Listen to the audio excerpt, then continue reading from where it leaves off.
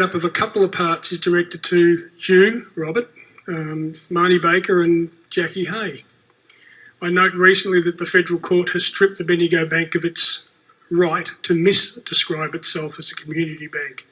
And as recently as last month, Bendigo Bank and Bendigo's Rural Bank have been singled out and litigated against by ASIC for the use of unfair contracts and misdescribed interest rates. In excess of 15,529 non-compliant loans between 2016 and 2019 alone, equating to 5,176 a year, 431 a month. That's more than 5 times the other banks identified by ASIC. A sad reflection of the systemic acts of bastardry under the Johansson, Hurst and now Baker leadership.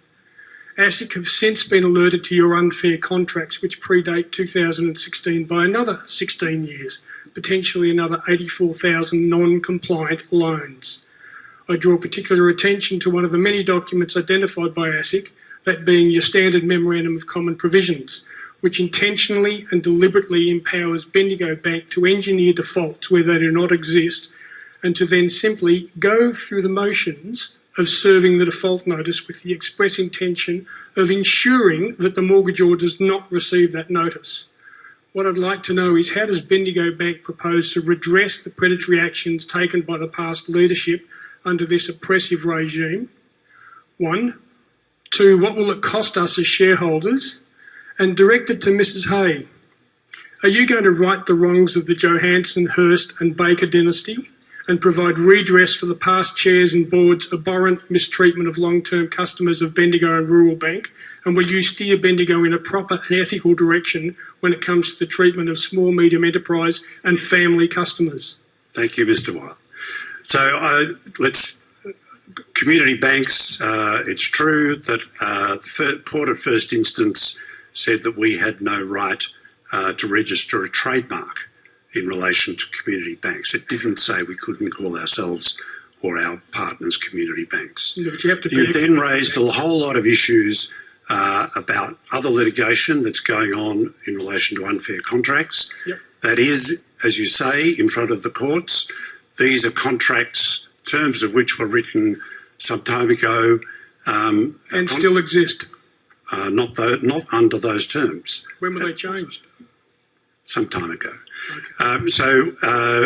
And that process is currently before the courts and is under discussion. So we're not going to ventilate those matters now. I think that's enough to say at this stage. Marnie, do you want to? I would like to actually just say something just in relation to those contracts that we haven't had the opportunity to say, I suppose, in the public. And we are working and have been actually working with the regulator in relation to changing those clauses because they are so open-ended, and we recognise that.